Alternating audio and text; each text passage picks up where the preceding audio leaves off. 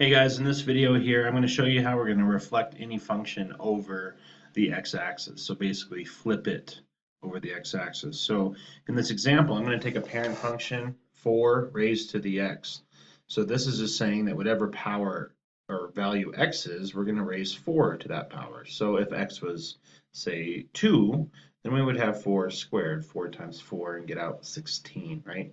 And then if x was 3, we're going to take 4 times 4 times 4, so 16 times 4, you get 64, right? So this is just our powers of 4 function. So this is our parent function for that. And so I'm going to, same as the other videos, just go through real quick on how to create an input table, an output table, graph this parent function, and then we'll talk about what it means to reflect over the x-axis, and then make it happen with the spreadsheet. Okay, so first things first, I need to set some kind of input list. So maybe I'll just do -5 to 5 again. So this first cell will be -5. And then the second cell I'm just going to say is going to equal my -5 and A1 plus 1, which is -4. I'm going to click on my -4 cell where my formula is and grab that little blue box in the corner and drag it down so that I can continue my pattern to +5. So now I have my inputs that we're going to put into that 4 to the x function. So x is going to be -5 for the first one. So 4 raised to the -5. Right now, if you just put that in your calculator, if you want to get a sense of that, you're going to get a decimal out.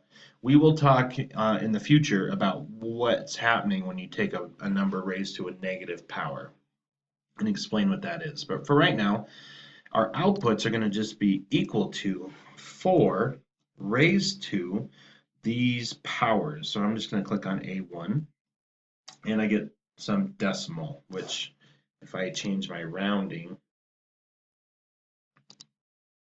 you can see that it's a really small decimal. But I'm going to continue that pattern down anyways. And now these are our values of 4 raised to a power. So remember, 4 to the first power is 4. 4 squared is 16. 4 cubed is 64. 4 to the fourth, which would be 4 times 4 times 4 times 4, is 256, and so forth. So we can see our numbers are getting larger and larger. This is why I didn't want to go from -10 to 10 in this video, because any numbers after 5 are going to start getting really, really big. Okay, but what's interesting here is as we get negative numbers, the decimals are getting smaller and smaller and smaller. Okay, so let's see what that pattern looks like. So I'm just going to highlight my input and outputs. I'm going to grab my Create List of Points tool. I'm just going to make sure that -5, we put in a -5, we get out that decimal, -4 decimal. So that's the correct order. So I'm going to hit Create. And here is our exponential curve, what we call it. This is our powers of 4. And we can see as we add another power of 4, we can see the outputs get pretty big, right? So remember, if we put in a 2, 4 squared is 16, which isn't on the graph. But if I change the scale, there's our 16. And if I keep going, there's our 64, the next one. And then there's our 1024. Right, here's our 256. So anyways, here's our graph, here's our parent function. So now in the input, I'm just going to put 4 raised to the x power. And there's our, what we call exponential curve. And we'll talk more about exponentials later. But right now, I just want you to understand that when we manipulate or translate functions, we really don't care what the function is. It's taking input and outputs and just manipulating those to create our transformation. So let's see what it would take to reflect this thing over the x-axis. Okay, so here's our x-axis here. So we want to take all these points and reflect them now onto the other side. Now, one thing to note is that our outputs for this exponential function are all positive, right?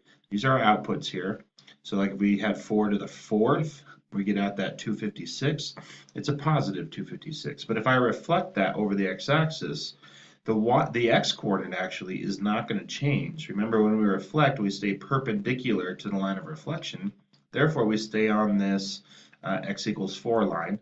It's just the distance that u is from the x-axis is going to get repeated down to a negative 256. In this point here, 4 cubed, which is 64, if I'm going to reflect that point, I know that it's staying as an x-coordinate of 3, but it's just going to go down to negative 64. And this positive is going to go down to its negative y value. Its negative y value. If I had a point that was in the negative, it would just reflect up into its positive y value. So basically what happens when we reflect over the x-axis is we just make these values opposite of what they are. So all these positives are now going to go to negatives. So to make that happen, I'm just going to say that this cell is going to equal these numbers times a -1, right? I'm just going to make them opposite. So now that's a negative 0.001. And now if I extend that pattern, all my positives are now negatives. Okay, so I want to take these inputs, because the inputs aren't going to change when we reflect over the x-axis, but the outputs become opposite. So I'm going to take this A column, so I'm going to click on A to highlight the whole column. I want to skip B and take the C column as the outputs. So to do that, you have to hold Control down on your keyboard and click on C to highlight the C column. And now I have my input and my outputs I want to graph. So I'm going to grab my points list, create list of points tool. Oops. Whoa. Something's going on here. Create list of points tool, -5, here's my negative output, -4, here's my negative output. So now when I graph that, notice these points here are super close to the x-axis. So to see their actual reflected point, they might look like they're on top of each other because they're that close. But if I were to maybe change the scale, we might be able to see the difference. You can kind of start seeing it separate as I change my scale now. Right, so there's our separation. Okay, so now how do we get the curve that is going to illustrate or actually go through all the points here on our reflection? Okay, so all that we did was take the 4 to the x that we have here as our parent function, but we made them opposite. So I'm going to take the 4 to the x values that we get. So if x is something, that's going to equal some number. If x is 1, it equals 4. But then what I'm going to do is just take these values and just make them opposite. So now if x is 1, now we get out a -4, right? A -4. So now all I need to do is just say that I'm going to take the opposite, so a -4 raised to the x power. And if I hit enter, there's our curve that's going to go through our reflected points. So when we reflect over the x-axis, all that you're doing is you're taking the opposite of an output value, and that's going to reflect a point across the x-axis. So just understand that when we want to flip a graph or reflect it, we're going to just make the outputs negative. Okay?